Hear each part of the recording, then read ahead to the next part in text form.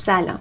توی این ویدیو میخوایم ببینیم اضطراب اجتماعی یا social anxiety چیه و راههای درمان اون چیه. چه وقتی شخص مراجعه کنه به تراپیست، چه راهکارهایی که خود آدم میتونه انجام بده برای اینکه به خودش کمک بکنه. اینکه یه شخص ترجیح بده که کمتر با بقیه معاشرت بکنه یا بیشتر وقتش رو تنها بگذرونه، لزوما معنیش اضطراب اجتماعی نیست. این میتونه تیپ شخصیتی یکی باشه، میتونه ترجیح بده که وقتش رو تنها صرف کنه چون بیشتر مفیده، کارهایی که میخواد رو انجام میده، و میتونه دلیلش این باشه که شخص اون آدمایی که باهاشون دوست داره معاشرت کنه رو پیدا نکرده. پس اضطراب اجتماعی راجع به این نیست که شخص میخواد معاشرت بکنه یا نه، راجع به اینه که وقتی توی موقعیت اجتماعی قرار میگیره چطور رفتار میکنه یا چه حسی داره. اول تعریفی که برای social anxiety یا اضطراب اجتماعی تعریف شده رو بگم، و اون اینه که ترس و یا اضطراب شدیدی که به شخص دست میده از فکر این که زیر ذره‌بین قرار گرفته یا داره بررسی موشکافانه میشه از طریق بقیه وقتی که توی موقعیت اجتماعی قرار میگیره. همه ما تا حدی این حس رو تجربه میکنیم که اضطراب داریم وقتی جای جدید میخوایم بریم، وقتی آدمای جدید رو میخوایم ببینیم، یا وقتی میخوایم جلوی عده‌ای صحبت بکنیم پای بلندگو یا یه پرزنتیشنی انجام بدیم. ولی هر لولی از این اضطراب معنیش اختلال اضطراب اجتماعی نیست. این یه مرزی داره از حدی که نرماله و یک انسان باید یا میتونه تجربه بکنه و موقعی تبدیل به یک اختلال میشه که واقعا توی زندگی اجتماعی شخصی فرد اختلال ایجاد بکنه. یعنی انقدر این حجم از اضطراب و ترس زیاده که شخص کارهایی که باید انجام بده، مثلا ایونت هایی که باید شرکت بکنه یا موقعیت های اجتماعی که باید توش قرار بگیره رو نمیره، انجام نمیده. یعنی این اختلال ایجاد میشه که شخص باید کارهایی رو بکنه ولی به خاطر این ترس و این اضطراب اون کارها رو انجام نمیده، اون جاها رو نمیره. این مرزیه که تعیین میکنه اون حد از اضطراب نرماله یا داره توی زندگی شخص اختلال ایجاد میکنه. کسی که اضطراب اجتماعی داره توی موقعیت هایی که قرار میگیره، مثلا توی مهمونی، مثلا حتی قرار یک به یک با یه نفر، وقتی که داره با کسی صحبت میکنه، یا حتی توی رستوران یا کافه نشسته داره غذا میخوره و کسی نگاش میکنه، وقتی داره برای کسی صحبت میکنه، سر کلاس داره پرزنتیشن میده، توی ایونت های مختلف کاری، توی موقعیت ها که قرار میگیره اون حس اضطراب خیلی شدید بهش دست میده و اکثر اوقات حسای فیزیکی بهش دست میده، حسای مثل عرق کردن، مثل تپش قلب زیاد، خیلی وقتا سرگیجه، سردرد، حالت تهوع، دلدردهایی که با اضطراب شبیه، یا ممکنه خیلی غیر عادی بخنده یا کلا حرکات خارج از نرم انجام بده. و گاهی وقتا انقدر این علائم اضطراب شدیده که به شخص پنیک اتک دست میده. شخص میتونه حالت پنیک بگیره، نتونه نفس بکشه و اصلا خیلی ترسناک بشه براش. این موقع است که تبدیل به اختلال شده. خیلی مهمه که این اختلال با چیز دیگه ای اشتباه گرفته نشه. خیلی وقتا دلیل دیگه ای وجود داره برای اینکه شخص این پاسخ اضطرابی رو داره توی موقعیت اجتماعی. مثلا چند تا از دلایلش اینه که شخص شدیداً شاید خجالتی باشه و لزوماً اضطراب اجتماعی نیست. ریشه در یه چیز شخصیتی داره. با اختلال پنیک میتونه اشتباه گرفته بشه. وقتی شخص اختلال پنیک داره، از ترس اینکه توی جمع مبادا پنیک اتک بهش دست بده نمیخواد توی اون موقعیت قرار بگیره. اگورافوبیا ترس از اینه که جایی حبس بشه اون آدم. خیلی وقتا این میتونه دلیلش باشه. مثلا اگر من اگورافوبیا داشته باشم، نمیخوام، مثلا با دوستان میگن برنامه بریم سینما، نمیخوام اونجا قرار بگیرم از ترس اینکه مبادا راه فراری توی سینما نداشته باشم و گیر کنم. گاهی دیپرشن یا افسردگی خستگی میتونه دلیل اصلیش باشه، اوتیسم، یا خیلی وقتا اضطراب جدایی که متفاوت از اضطراب اجتماعی. اضطراب جدایی توی بچه‌ها میتونه بیشتر اتفاق بیفته. پس مهمه که درک درستی از موقعیت داشته باشیم، اینکه چرا اون اضطراب داره پیش میاد توی اون موقعیت. و وقتی که به تراپیست مراجعه میشه باید حتما دقت بشه که موقعی اختلال میشه این اضطراب اجتماعی که بیش از 6 ماه باشه که داره اتفاق میفته و حتما چک بشه که دلیل دیگه‌ای که مثال از چیزایی که گفتیم نباشه، استفاده از مواد مخدر یا هیچ دارو یا بیماری فیزیکی نباشه که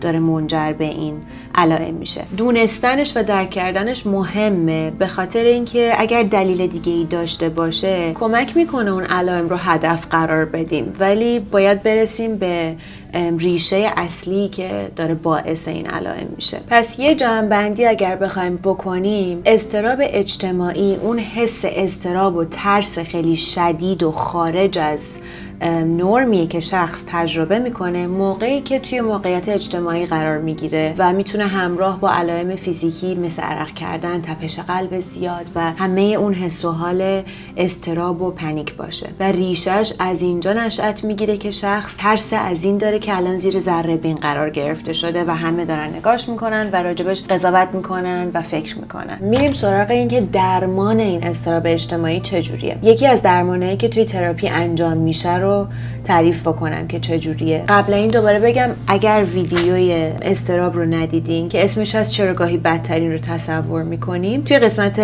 وسط به آخر اون ویدیو توضیح دادم که اضطراب چیه، چرخش چجوریه و اینکه چجوری میتونیم به اون چرخه وارد بشیم و اضطراب رو کنترل بکنیم. یکی از کارهایی که برای سوشال انگزایتی یا اضطراب اجتماعی توی تراپی انجام میشه اسمش هست Systemic Graduated Exposure، یعنی مواجهه با سرعت کم، انگار با استراتژی، یعنی کم کم با اون چیزی که داره برامون اضطراب ایجاد میکنه مواجه بشیم. به خاطر اینکه هدف این نیست که خودمون رو سکته بدیم، یعنی نمیخوایم خودمون رو اذیت بکنیم، ولی با هر چیزی که مواجه بشیم انگار ترسمون از اون میتونه که بریزه، قبحش بریزه. حالا چه اتفاقی میفته توی تراپی؟ توی چندین جلسه، این توی یه جلسه نیست، توی چندین جلسه میایم با هم روی سناریوهایی کار میکنیم، یعنی تصور میکنیم موقعیت هایی که برای اون آدم اضطراب تولید میکنه. توی جلسه اون سناریو رو تصور میکنیم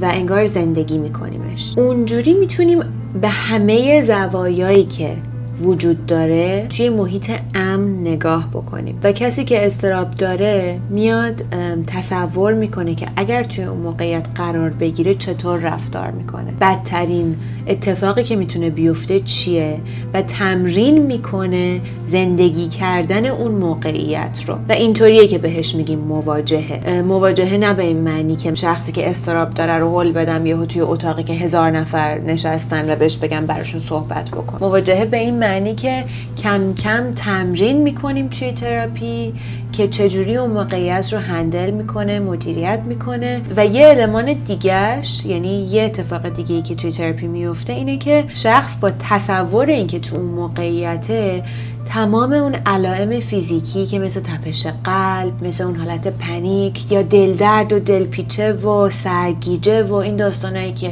تجربه میکنه رو توی تراپی که اون محیط امنیه که با هم ساختیم تجربه میکنه و انگار قبح اونم میریزه، به خاطر اینکه میبینه خب این تا ابد موندنی نبود، من چند دقیقه این حسو داشتم و کم کم اونا کم رنگ و کم رنگ تر میشه. حالا به گفتن خیلی انگار همه چی سریع انجام میشه، ولی تمام این کارها تایملاین خودشو داره، توی زمان بندی مشخص انجام میشه که به اون شخص فشار نیاد و واقعا جوری انجام بشه که تاثیرگذار باشه، نه مثل کاری که میاد تراپی انجام میشه میره و ما توقع داشته باشیم که اون اضطراب از بین بره. پس این بود exposure.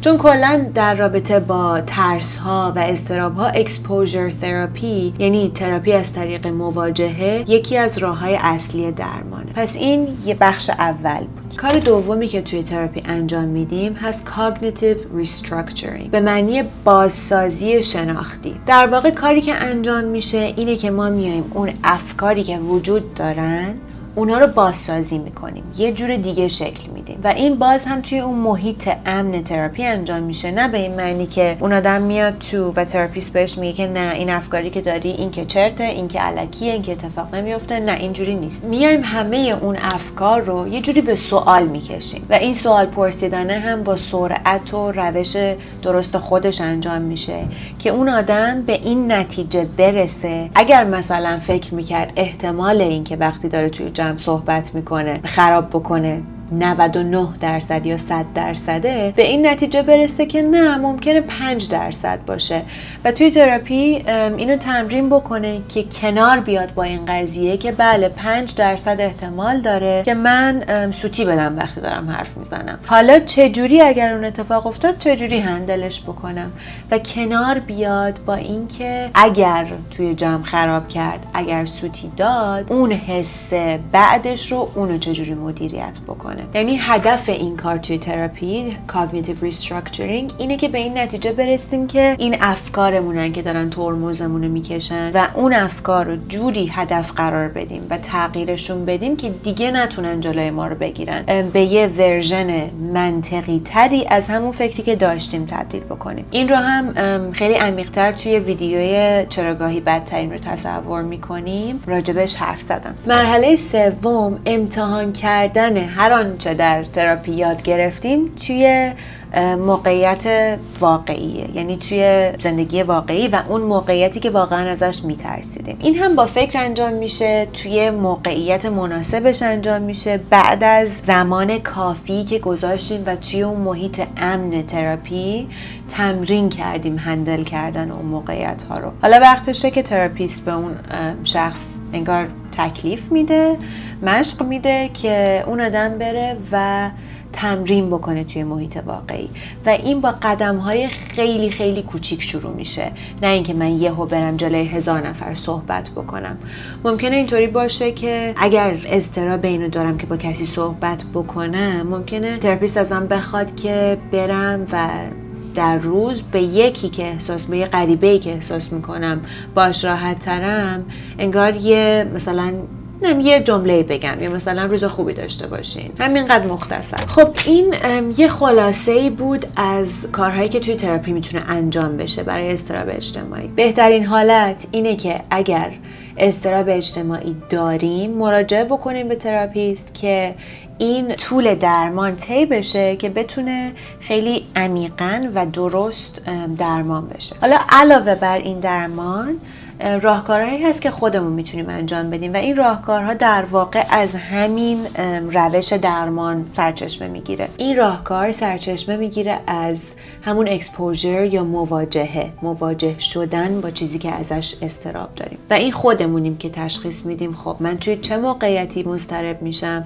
مثلا همین مثالی که الان زدم، مثلا صحبت کردن با بقیه برای من اضطراب تولید میکنه. راهکار میتونه این باشه که بیام از قدم‌های فوق‌العاده کوچیک شروع بکنم. بیام توی خونه این سناریو رو برای خودم تصور بکنم که دارم با کسی صحبت میکنم و اونو ریز ریز تمرین بکنم توی خونه. و اینجا خیلی مهمه که بگم خیلی وقتا تمرین اون موقعیت، یعنی تصور اون موقعیت، میتونه برای شخص شدیداً اضطرابزا باشه، در حد اینکه تنگی نفس بگیره و همون علائمی که توی موقعیت واقعی تجربه میکنه رو توی خونه وقتی حتی خودش با خودشه تجربه بکنه و این میتونه خطرناک باشه. برای همین میخوام بگم که هر کی خودشه که تشخیص میده میتونه اون کار رو انجام بده به تنهایی یا نه، ولی با توجه به اینکه آیا میتونیم اون احساسات رو هندل بکنیم یا نه و در حدی که برامون حس بدی ایجاد نکنه، میتونیم توی خونه تمرین کنیم که اون سناریو رو توی ذهنمون بیاریم، تصورش بکنیم و به این فکر کنیم که اگر توی موقعیت قرار بگیریم چجوری رفتار میکنیم، چی میگیم. یعنی به اصطلاح تمرین کنیم که آماده باشیم برای اون موقعیت. این میتونه یه راهکار ریز ریز مواجه شدن با موقعیت اضطرابزا باشه. باید در نظر داشته باشیم که برداشتن قدم‌های خیلی کوچیکه که میتونه مؤثر باشه توی هر چیزی. اگر آدمی هستم که مثلا مضطرب میشم با کسی صحبت بکنم که غریبه است، میتونم از اینجا شروع بکنم که بگم هفته‌ای یه بار، مثلا شنبه ها، یه نفر رو که باهاش راحتم پیدا میکنم که یه مثلا یه جمله بهش بگم. میتونه مثالش این باشه که مثلا میرم خرید میکنم یه چیزی میخرم، به صندوقدار میگم روز خوبی داشته باشین، به همین سادگی.